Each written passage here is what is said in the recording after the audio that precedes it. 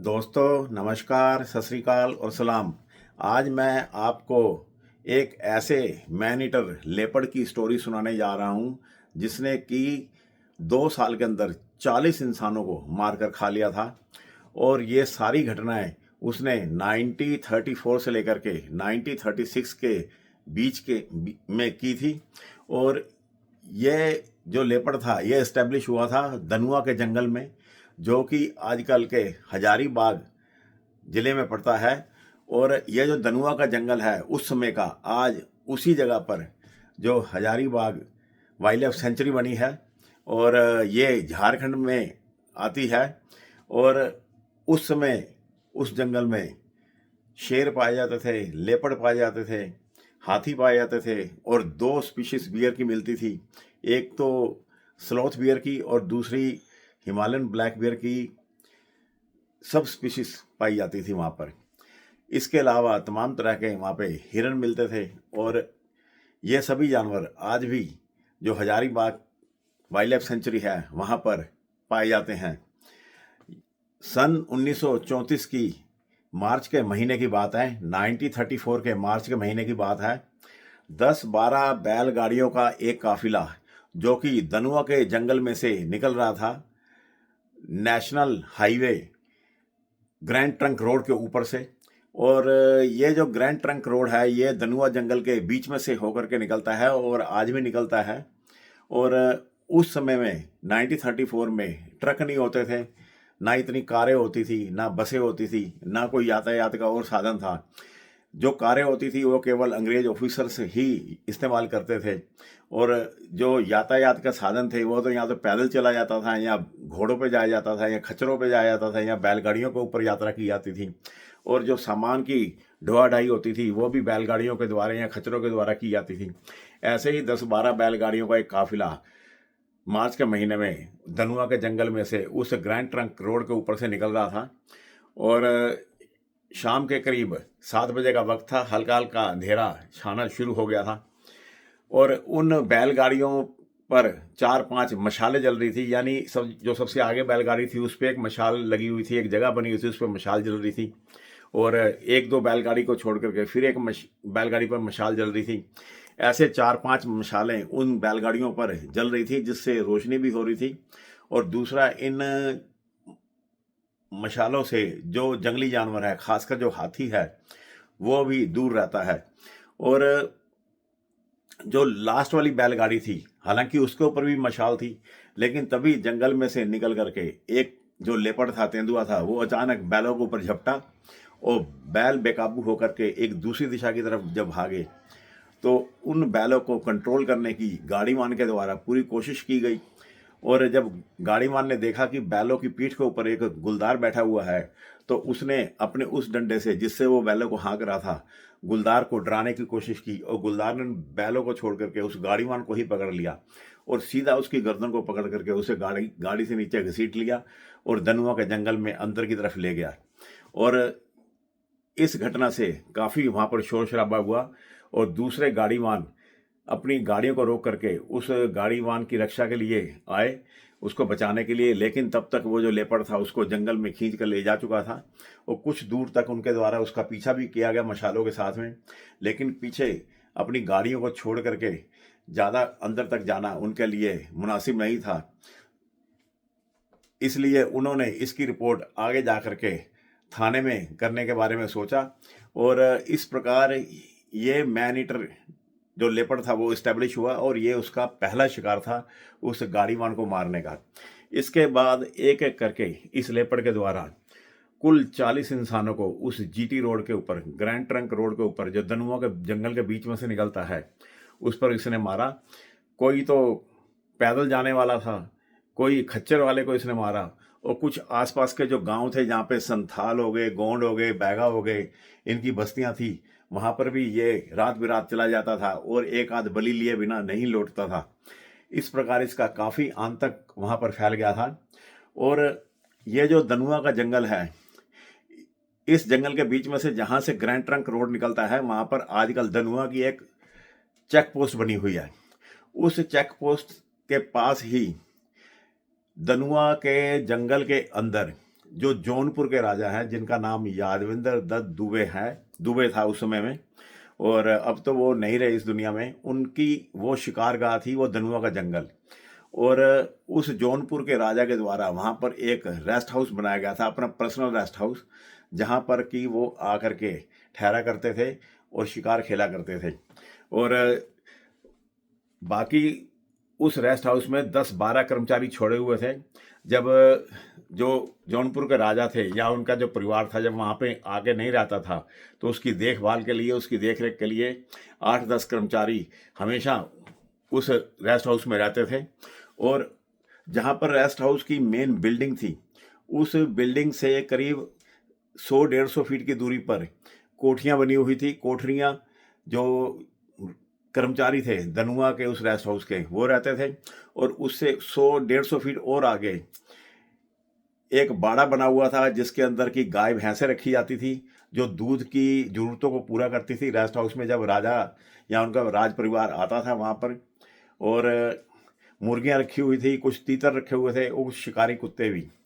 और ये सब एक बाड़े के अंदर रखे हुए थे। और ये जो धनुआ का जो रेस्ट हाउस था, जो राजा साहब का जो रेस्ट हाउस था, उसके एक तरफ एक जंगली नाला बहता था, और उस जंगली नाले के साथ ही एक पहाड़ी उठती हुई करीब 800 फीट की ऊंचाई तक चली जाती थी। और उस पहाड़ी पर घने जंगल छाए हुए थे। ये जो रेस्ट हाउस था, ये चारों तरफ 12-12 फीट ऊंची कांटे की बाड़ों से घेरा हुआ था। और ऐसे ही 1934 में जब राजा यादविंद्र दत्त दुबे वहाँ पर शिकार खेलने के लिए आए थे, तो एक बार वो अपने आंगन में बैठ कर के चाय पी रहे थे, तभी उनकी निगाह सामने की पहाड़ी की तरफ गई। उस पहाड़ी पर करीब 600 फीट की ऊंचाई पर एक गुफा बनी हुई थी। वो गुफा करीब 10-12 फीट गहरी थी और 4-5 फीट की उसकी हाइट थी।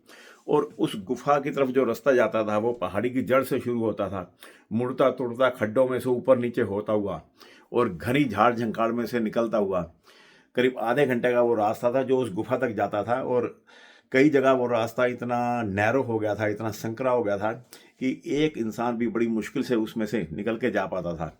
और अगर उसका ध्यान भटक जाए तो वो 200-250 फीट गहरे खड्ड में जा कर के गिर सकता था। इस प्रकार वो जो गुफा थी, वो प्राकृतिक माँ ने बड़ी सेफ्टी से उसकी सुरक्षा कर रखी थी। और ऐसी सुरक्षित गुफा में कोई जंगली जानवर ना रहता, ये कैसे हो सकता था। उस गुफा के ऊपर एक लेपर्ड का कब्जा था, एक मेल लेपर्ड का। और उसने किसी दूसरे लेपर्ड को या किसी और दूसरे जंगली जानवर को उस गुफा में कभी टिकने नहीं दिया, आने नहीं दिया।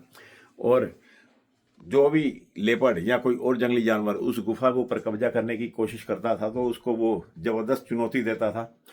उस गुफा के सामने ही एक बहुत बड़ी चट्टान पड़ी होती थी, और उस चट्टान के ऊपर अक्सर वो लेपर्ड आकर के बैठ जाता था और आसपास के पूरे जंगल का मुआयना करता रहता था। और वहाँ पर बैठ करके कभी वो अपने पंजों को चाटता था और कभी अपने शरीर को चाटता था और जंगल को देखता रहता था। और ऐसी ही सुरक्षित वो गुफा थी जहाँ पर वो मेल लेपर्ड रहता था। और उस मेल लेपर्ड को सबसे पहले 1934 में राजा यादविंद्र दत्त दुबे के द्वारा देखा गया। और उन्होंने अपने कर्मचारी को बुलाया और उनसे पूछा कि वो जो सामने लेपर्ड रहता है, उससे कभी कोई परेशानी नहीं हुई रेस्ट हाउस को, क्योंकि यहाँ पर मुर्गियाँ भी रखी हुई हैं और जानवर भी रखे हुए हैं। तो कर्मचारी के द्वारा बताया गया कि ये जो लेपर्ड है, इसने कभी भी रेस्ट हाउस के किसी भी कर्मचारी को या किसी भी जानवर को इसने तंग नहीं किया है। और इस प्रकार जो यादविंद्र दत्त दुबे थे, उन्होंने जियो और जीने दो के सिद्धांत का पालन करते हुए उस लेपर्ड को भी दूसरे जंगली जानवरों की तरह अपना पड़ोसी समझा और उसका शिकार करने के बारे में कभी सोचा ही नहीं। क्योंकि जो राजा यादविंद्र दत्त दुबे थे, वो अक्सर शिकार करने के लिए ही उस रेस्ट हाउस में आते थे। 1934 के बाद 1936 में जब राजा यादविंद्र दत्त दुबे दोबारा से उस रेस्ट हाउस में आए, तब वहाँ के कर्मचारियों ने बताया कि वही लेपर्ड जो कि उस गुफा में रहता है, उसने इन 2 सालों के बीच में इस ग्रैंड ट्रंक रोड के ऊपर करीब 40 इंसानों को मारकर खा लिया है। और रात बिरात कई बार वो हमारे रेस्ट हाउस में भी चक्कर लगा जाता है और कभी मुर्गियों का और कभी तीतरों का शिकार कर जाता है। और जब ये खबर राजा यादवेंद्र दत्त को पता चली तो वो बहुत चिंतित हुए और उन्होंने उस मैन ईटर लेपर्ड का शिकार करके जो उनकी अपनी जनता थी उसको उनको राहत देने की बारे में सोचा। इस स्टोरी को मैंने राजा यादवेंद्र दत्त की एक बुक से लिया है और वो बुक मुझको लाइब्रेरी से मिली थी और उस बुक को मैंने करीब 15 दिन लगा करके राइट डाउन किया अपने हाथों से और 1985 में वो मैंने बुक लिखी थी। और उस बुक को मैं आपको दिखाता हूँ अभी कि उस बुक के कितने ही जो पेज हैं वो जो लिखावट है वो फीकी पड़ चुकी है। और उस बुक में से जो मैंने ये स्टोरी ली है, ये इस स्टोरी का नाम है चातुर्य संघर्ष। चातुर्य संघर्ष का मतलब कि चालाकी से भरे हुए संघर्ष या स्ट्रगल। और ये स्ट्रगल जो चालाकी भरे स्ट्रगल थे ये राजा यादवेंद्र दत्त दुबे को अनुभव हुए थे उस मैन ईटर लेपर्ड को मारने के चक्कर में। और इसी बुक में एक और बड़ी शानदार स्टोरी है, उसका नाम है प्रेत व्याघ्र। जो राजा यादवेंद्र दत्त दुबे थे वो व्याघ्र शब्द शेर के लिए यूज़ करते थे और तेंदुए के लिए वो यूज़ करते थे चित्र व्याघ्र। और जो चीतल हिरन है उसको वो बोलते थे चित्रमृग। तो ये उनकी अपनी लैंग्वेज थी। यह जो प्रेत व्याघ्र है यह भी एक बड़ा खतरनाक तरह का शेर था, मैन ईटर शेर, जिसने कई इंसानों को मारकर खाया था। और इस शेर को भी जैसे कि जिम कॉर्बेट की एक बुक है टेम्पल टाइगर, और उस टेम्पल टाइगर को कॉर्बेट साहब मारने में असफल रहे थे और ऐसा ही ये शेर था। ये मंदिर का शेर नहीं था, ये प्रेत व्याघ्र इसका नाम दिया है। ये स्टोरी मैं फिर आपको डालूंगा। मैं अपनी स्टोरी पे आता हूँ वापस। जो राजा यादवेंद्र दत्त दुबे थे उन्होंने तुरंत अपने आखेट रक्षक को बुलाया। आखेट रक्षक वहाँ पर एक पोस्ट के ऊपर एक पर्सन रखा हुआ था राजा यादवेंद्र दत्त दुबे के द्वारा। वो इसलिए कि वो इस चीज़ का ध्यान रखता था कि वो जो सारा जंगल था वो जो यादवेंद्र दत्त दुबे थे वो शिकार करते थे तो कोई और चोर शिकारी या कोई और वहाँ पर शिकार ना कर सके। इसके लिए वो जो आखेट रक्षक था वो दूसरे कर्मचारी के द्वारा उस जंगल में अक्सर गश्त किया करता था। तो आखेट रक्षक को बुलाया और उसको बोला कि इस तेंदुए का क्या उपाय किया जाए जिसने कि 40 इंसानों को मारकर खा लिया है। और इस मामले में उनसे विचार विमर्श करने लगे। और उसी रात को जब राजा यादवेंद्र दत्त दुबे छत पर सोने के लिए चले गए, क्योंकि वो जो रेस्ट हाउस की जो छत थी वो 20 फीट की ऊंची थी और सीढ़ियों से चढ़ करके उस पर जाया जाता था। और उस पर खुली छत पर जो दुबे थे वो सोते थे और छत पर ही 2 संतरी राइफल के साथ में पूरी रात भर पहरा देते थे ताकि कोई जानवर वहाँ पर आ ना सके और जो दुबे हैं वो बेफिक्र होकर के सोएं। और इस प्रकार की व्यवस्था थी। और रात के करीब 2 बजे जो श्वानशाला थी, श्वानशाला का मतलब कि वो वाला बाड़ा जहाँ पर शिकारी कुत्तों को रखा जाता था, वहाँ पर जो बाड़ थी 12 फीट ऊंची, उसको टॉप करके जंप करके वो जो लेपर्ड था वो रेस्ट हाउस के अंदर आया। और अंदर आ करके उसने वो जो जाली लगी हुई थी जिसमें कि अंदर कुत्ते रह रहे थे, उस जाली को उसने उखाड़ दिया। और हो सकता है कि वो जाली वहाँ से कमज़ोर हो या जो दरवाज़ा था उसका वो शायद बंद नहीं किया गया हो प्रॉपरली। उस दरवाजे को खोल कर या उस जाली को तोड़ करके वो जो लेपर्ड था वो उस श्वानशाला के अंदर घुस गया। और उस श्वानशाला के अंदर, उस बाड़े के अंदर, उसमें कुल मिलाकर के 5 कुत्ते, शिकारी कुत्ते थे। और उसमें से एक अल्सेशियन कुत्ते को वो लेपर्ड था वो गले से पकड़ करके मार के ले गया। और बाकी जो कुत्ते थे वो बुरी तरह से रिरियाए और भौंकने लगे। और उनकी भगदड़ और भौंकने की और रिरियाने की आवाज़ को सुन करके जो राजा यादवेंद्र दत्त थे वो भी, उनकी नींद खुल गई। और जो संतरी थे उन्होंने राजा साहब को उठाया और वे सब बड़ी तेज़ी से उस श्वानशाला की तरफ गए। और उन्होंने एक हल्की सी झलक देखी कि लेपर्ड जो था वो अल्सेशियन कुत्ते को पकड़ करके जंप करके उस बाड़े के कूद करके दूसरी तरफ जंगल में निकल गया। और इस प्रकार यादवेंद्र दत्त की नाक के नीचे से वो उनके एक शिकारी कुत्ते को, अल्सेशियन को उठा करके ले गया और दोस्तों ये जो लेपर्ड होता है ये 12 फीट जंप आराम से कर लेता है। और किसी भी चिड़ियाघर में जब आप जाओगे तो जो लेपर्ड का जो बाड़ा होता है वो चारों तरफ से कवर होता है। उसको टाइगर की तरह या लायन की तरह बिल्कुल भी खुला नहीं छोड़ा जाता, नहीं तो वो भाग जाता है, क्योंकि लेपर्ड चढ़ने उतरने कूदने में बहुत माहिर होता है।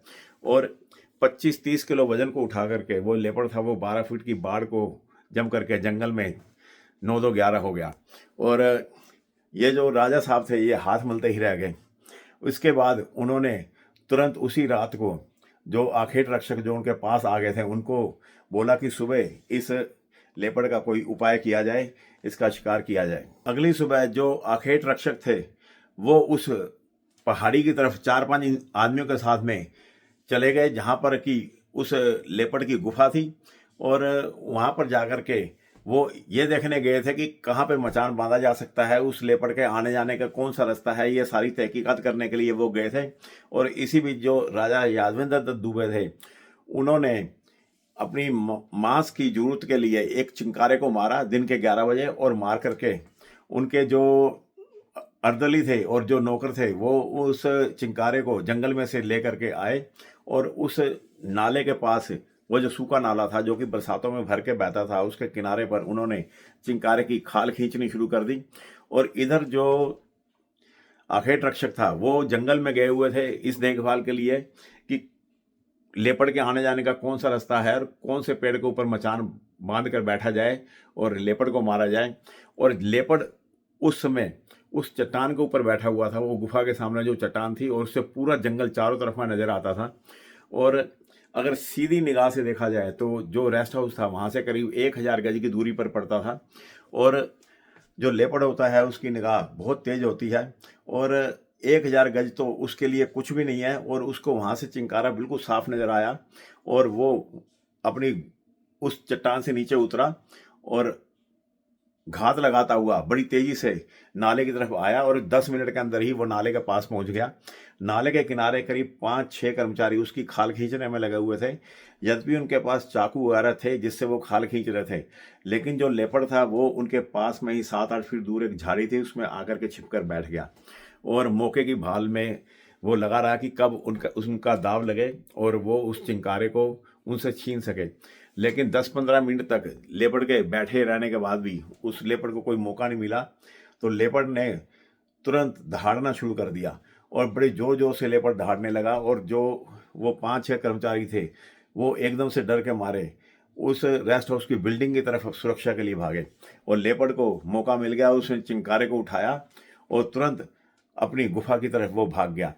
और जब नीचे से लेपर्ड के दहाड़ने की आवाज़ सुनाई पड़ी पूरी पहाड़ी पर, तो जो आखेट रक्षक 4-5 और व्यक्तियों के साथ में उस पहाड़ी में ऊपर की तरफ गया था वो तेजी से नीचे की तरफ आए। और क्योंकि नीचे शोर भी मचा था, और इतने में जो यादवेंद्र दत्त दुबे थे वो भी बड़ी तेजी से उस दिशा की तरफ गए जिधर की खाल खींची जा रही थी और जहाँ पर की खाल खींचने के लिए चिंकारे को रखा गया था। और जब राजा साहब वहाँ पर पहुँचे तो उन्हें किसी तरह का कोई निशान नहीं मिला। और जब उन्होंने कर्मचारी से पूछा तो उन्होंने बताया कि लेपर्ड ने चिंकारे को उठा करके अभी अभी लेके गया है और उनको डरा करके उसने भगा दिया। पहले तो जो यादवेंद्र दत्त दुबे थे उनको ये लगा कि शायद ये शेर का काम होगा, शेर टाइगर का, लेकिन जब कर्मचारी ने बताया कि वो टाइगर नहीं था, वो लेपर्ड था, तो उसके बाद में वो जो आखेट रक्षक था उनकी वेट करने लगे और 10-15 मिनट के अंदर ही आखेट रक्षक भी वहाँ पर पहुँच गया। और वो जब आखेट रक्षक वहाँ पर पहुँचे तो उन्होंने जब दूरबीन से देखा कि सामने उसी चट्टान के ऊपर जो लेपर्ड है वो चिंकारे को लेकर के खींच के लेके जा रहा है। और उन्होंने हल्का सा इशारा करके यादवेंद्र दत्त दुबे को बताया कि वो देखो वो सामने जो लेपर्ड है वो चिंकारे के साथ बैठा हुआ है। और उस चिंकारे को जो लेपर्ड था वो खींचकर पहाड़ी के ऊपर ले गया अपनी गुफा के सामने और उस चट्टान के ऊपर रख दिया जिस पर वो अक्सर बैठा करता था और अपने पंजे चाटा करता था और पूरे इलाके का सर्वेक्षण किया करता था। तो जब राजा यादवेंद्र दत्त दुबे ने दूरबीन लगाकर देखा और उनका जो इनाम था, जो चिंकारा जो उन्होंने 3-4 घंटे पहले मारा था, वहाँ ऊपर पड़ा हुआ था और जो लेपर्ड था वो ज़ोर ज़ोर से सांस ले रहा था, क्योंकि ये काफ़ी मेहनत का काम था कि इतनी ऊंचाई पर 50-60 किलो के चिंकारे को खींचकर वो लेपर्ड ले गया था। तुरंत जो दूबे थे उन्होंने अपनी राइफल से निशाना लेकर के गोली चलाई, लेकिन जो गोली थी वो गुस्से में चलाई गई थी और इसलिए निशाना नहीं लगा। और जो गोली थी उसने लेपर्ड के पास 1-1.5 फीट दूर ही एक चट्टान थी, उसके ऊपर धज्जियां, उसने कॉर्नर की धज्जियां उड़ा दी उस चट्टान की, और उस चट्टान के जो टुकड़े थे कुछ वो टूट करके उस लेपर्ड को लगे और लेपर्ड तुरंत उस चट्टान से कूद करके नीचे आया और चिंकारे को लेकर के वो गुफा के अंदर घुस गया और इस प्रकार निशाना चूक गया। जंगल में कभी भी गुस्से से गोली नहीं चलानी चाहिए, क्योंकि गुस्से से गोली चलाने पर निशाना चूक जाता है और चूके हुए निशाने के कहीं आसपास ही जिंदगी और मौत का फैसला हमेशा होता है, और इसलिए गुस्से में चलाई गई गोली कभी निशाने पर नहीं लगती। तो इस प्रकार जो दुबे के द्वारा जो गोली चलाई गई वो निशाने पर नहीं लगी और लेपर्ड जो था वो चिंकारे को लेकर के गुफा के अंदर चला गया। उस लेपर्ड को मारने के लिए जो यादवेंद्र दत्त दुबे थे उन्होंने आखेट रक्षक को बोला कि इसका हाका किया जाए। हाका मतलब कि 100-150 आदमी हाँक करके चारों तरफ से शोर मचा करके घेर करके एक दिशा की तरफ जानवर को धकेलते हैं और वो जानवर आगे बढ़ता जाता है। अगर वो वापस पलट के जाना चाहता है तो पीछे लोगों की भीड़ होती है, इसलिए वो आगे बढ़ता जाता है और किसी एक निश्चित जगह पर शिकारी बैठा होता है और उस जानवर को देखते ही गोली मार देता है। ऐसे ही उस पहाड़ी की जड़ पे एक रास्ते पर जो यादवेंद्र दत्त दुबे थे वो एक चट्टान की ओट में बैठ गए और करीब 150 जो आदमी थे वो पहाड़ी के ऊपर चढ़ गए और एक यू शेप बना करके जोरों से शोर मचाते हुए सुबह 6 बजे वो पहाड़ी से नीचे उतरने लगे। और सुबह 6 बजे का टाइम इसलिए रखा गया था कि लेपर्ड रात भर बाहर रहता था और सुबह 6 बजे वो अपनी गुफा की तरफ बढ़ता था, तो उसको वहीं से घेर करके राजा यादवेंद्र दत्त दुबे की दिशा की तरफ उसको धकेला जाए जहां वो उसे गोली मार सके।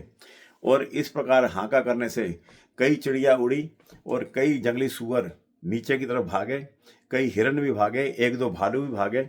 और भालू को देख करके जो राजा यादवेंद्र दत्त दुबे थे उन्होंने किसी को भी गोली नहीं मारी। अगर कोई और टाइम होता तो वो भालू को जरूर गोली मार देते, क्योंकि वो शिकारी करने आए थे, ऐसे वो अक्सर शिकार करते थे।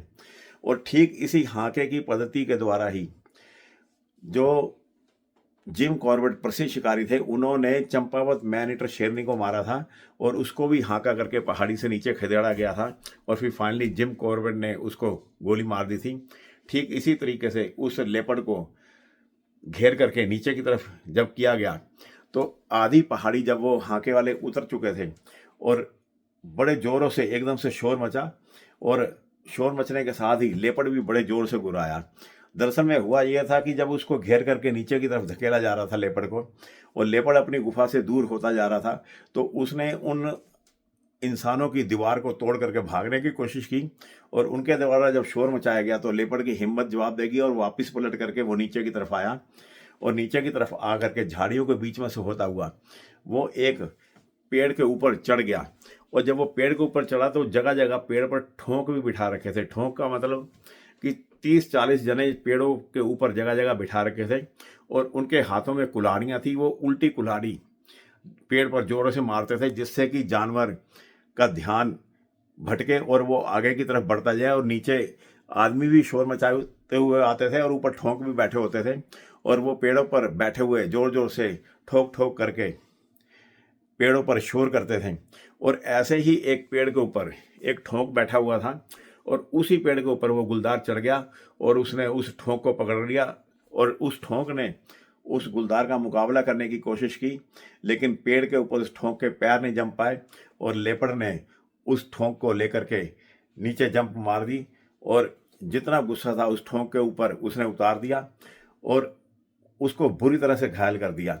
और उस ठोंक की बड़ी भयानक चीखें जब निकली तो वो जो हांके वाले थे उसी दिशा की तरफ जो भागे तो वो लेपर्ड था उस ठोंक को छोड़ करके वो आगे की तरफ चला गया और फिर उसके बाद में उस लेपर्ड का कुछ पता नहीं चला वो कहाँ छिप गया और कहाँ नहीं। और ये जो हांके की जो सारी योजना थी उस ठोंक के घायल होने से खराब हो गई। बाद में वो जो ठोंक था वो 4-5 घंटे के बाद में उसकी मृत्यु हो गई, क्योंकि उसको उस गुलदार ने बुरी तरह से घायल कर दिया था। इस प्रकार ये जो हाके की ये जो योजना थी, ये बेकार हो गई, ये असफल हो गई। हाके के असफल होने के बाद में जब राजा यादवेंद्र दत्त दुबे ने देखा कि अभी तो दिन के 11 ही बजे हैं, क्योंकि जो हाका था वो सुबह 6 बजे शुरू किया गया था, तो उन्होंने धुआं दे करके उस लेपर्ड को गुफा में से निकाल करके उसको गोली मारने के बारे में सोचा, क्योंकि लेपर्ड जो था वो बाद में भाग करके गुफा के अंदर ही घुस गया था।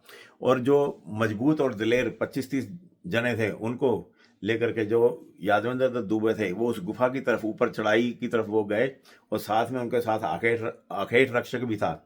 और करीब आधे घंटे की कठिन चढ़ाई के बाद में वो उस गुफा के द्वार के पास पहुंच गए, और वहां पर वो जितने भी 25-30 जने गए थे उनके द्वारा लकड़ियां इकट्ठी कर ली गई, और गुफा के द्वार के सामने लकड़ियों का ढेर लगा दिया गया। और जो राजा यादवेंद्र दत्त दुबे थे वो करीब 5-6 और जनों के साथ में एक लंबा चक्कर काट के उस गुफा के ऊपर की तरफ गए। उनका इरादा था कि वो गुफा के ऊपर बैठेंगे और नीचे आग जला दी जाएगी, और आग से जब धुआं गुफा के अंदर घुसेगा तो लेपर्ड बाहर आएगा और उसको गोली मार दी जाएगी। लेकिन जब राजा यादवेंद्र दत्त ऊपर गुफा पे छत के ऊपर पहुंचे तो उन्हें पता चला कि वहाँ बैठने की कोई जगह ही नहीं थी, क्योंकि वहाँ पे काफ़ी सलांट थी और सलांट पर बैठना बहुत मुश्किल हो रहा था। इसलिए उस सलांट के ऊपर जो यादवेंद्र दत्त दुबे थे वो लेट गए, पेट के बल लेट गए, और उनके जो पिछले पैर थे वो 2-2 जनों ने पकड़ लिए, ताकि वो फिसल करके नीचे ना गिर जाएं। और अपनी राइफल के साथ में निशाना लेकर के वो तैयार हो गए, और नीचे इशारा कर दिया गया आग जलाने का।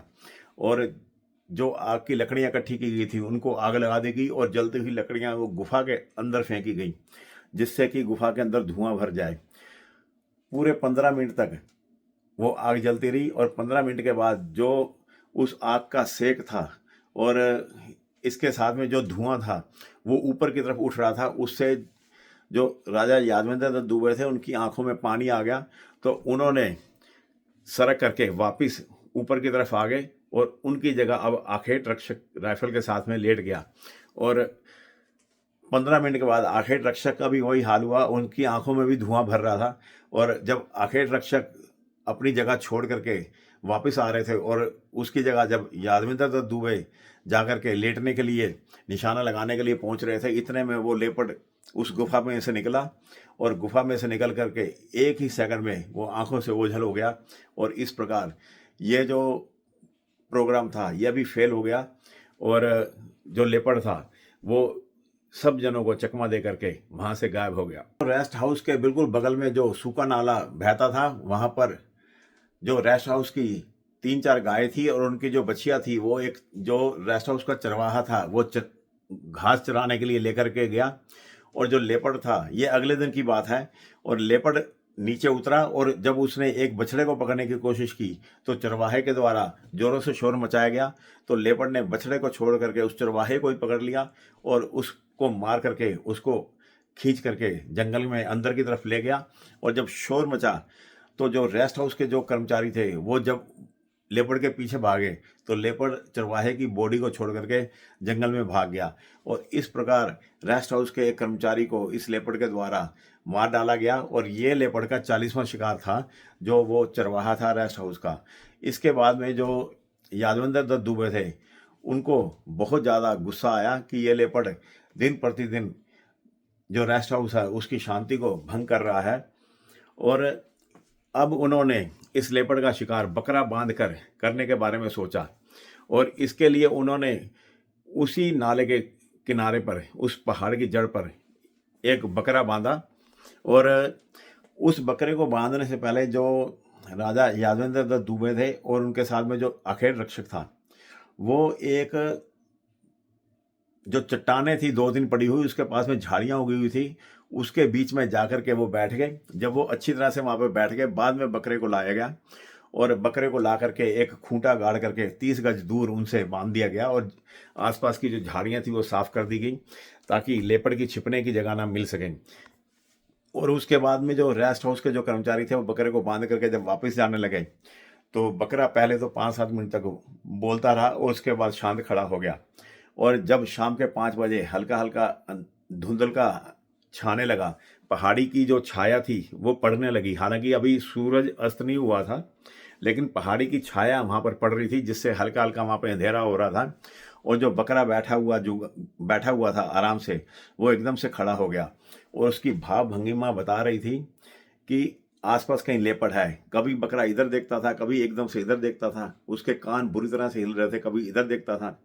और जो लेपर्ड था वो चारों तरफ घूम रहा था और घूम घूम कर वो उस बकरे को पकड़ने की कोशिश कर रहा था।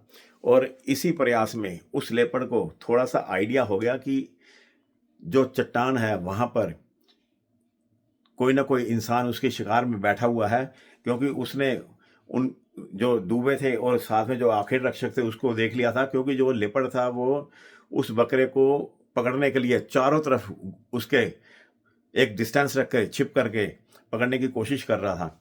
लेकिन जो बकरा था वो घूम जाता था और लेपर्ड की कोशिश थी कि उसको पीछे से पकड़ा जाए, या फिर यह भी हो सकता है कि लेपर्ड दिन की रोशनी में शिकारियों की निगाहों में नहीं आना चाहता था और वो किसी मौके की भाल में था।